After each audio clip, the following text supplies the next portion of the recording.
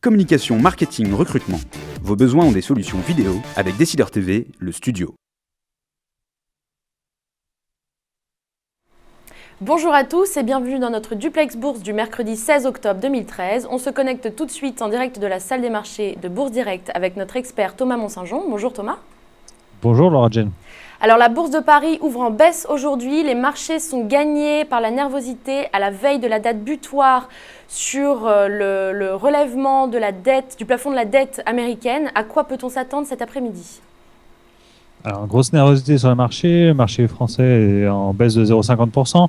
La nervosité a contaminé, j'allais dire, les marchés asiatiques, avec la bourse de Tokyo qui réussit juste à terminer positif à plus 0,18, mais Shanghai perd 1,75 et Hong Kong 0,71. Donc l'inquiétude américaine gagne les places asiatiques, gros détenteurs de dette américaine. Les immatriculations de voitures neuves ont été plutôt positifs en mois de septembre en Europe, avec une hausse de 5,4% pour le mois de septembre. Ça fait le troisième mois consécutif de hausse pour l'Europe et le premier mois avec une hausse de 3,40 en France. C'est à signaler parce que c'est des statistiques auxquelles on n'avait plus l'habitude. En France, la tendance est plutôt dictée par des annonces de résultats, on le verra un petit peu plus tard. Du côté de l'analyse technique maintenant, quels sont les supports et résistances à surveiller, Thomas ? Hier, nous avons vu un plus haut annuel sur le CAC 40 à 4261. Les résistances, première résistance à surveiller 4281 avant un objectif à 4330. Pour ce qui est des supports, 4230 qui est le support qu'on teste actuellement sur le marché, avant 4190 et la tendance pourrait s'inverser, mais pas tant si on ne passe pas en dessous de 4148, on restera sur une tendance relativement positive. Un mot maintenant sur les valeurs. Ubisoft, Danone et LVMH sont en baisse. Est-ce que vous pouvez nous donner quelques précisions, s'il vous plaît ? Oui, on a eu un certain nombre d'annonces et de profit warning au niveau français.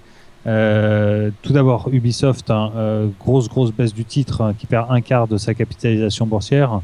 La société a annoncé hier soir qu'elle repoussait deux jeux à très fort potentiel qui sont Watch Dogs et The Crew. Le lancement de ces jeux donc aura lieu sur l'exercice fiscal suivant, 2014-2015.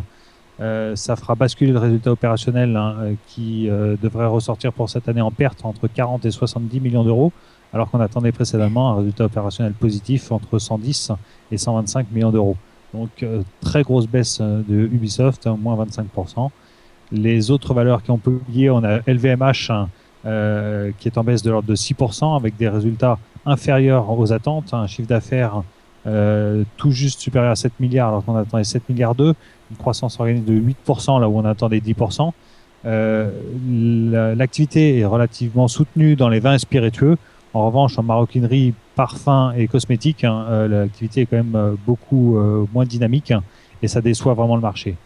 Troisième valeur vraiment impactée aujourd'hui, c'est Danone, en baisse de 3,5%. Elle a été obligée de lancer un profit warning. C'est essentiellement dû à sa division nutrition infantile avec l'affaire du Fonterra. Donc c'est la filiale néo-zélandaise qui a dû faire un rappel de produits asiatiques cet été. C'était un rappel injustifié puisque finalement c'était un faux positif, mais le titre en souffre. Les autres divisions, notamment la division eau, est très dynamique. Les objectifs sont revus à la baisse de la part de la direction. Donc précédemment, on était au-dessus de 5% de croissance de chiffre d'affaires. On n'attend plus qu'entre 4,5 et 5%. On part outre-Atlantique maintenant, où on le disait tout à l'heure, la situation reste tendue. L'agence de notation Fitch a décidé de placer sous surveillance négative la note de crédit américaine. À quoi peut-on s'attendre à Wall Street à l'ouverture cet après-midi ? Alors, on sera très attentif aux moindres nouvelles du Sénat, notamment.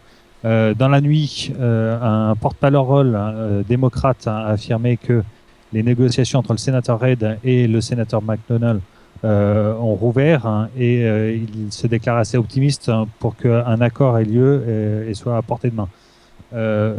Cependant, pour le moment, aucune avancée vraiment majeure dans ce dossier. La date limite, c'est demain soir. Il faudra que ce soit approuvé avant demain soir.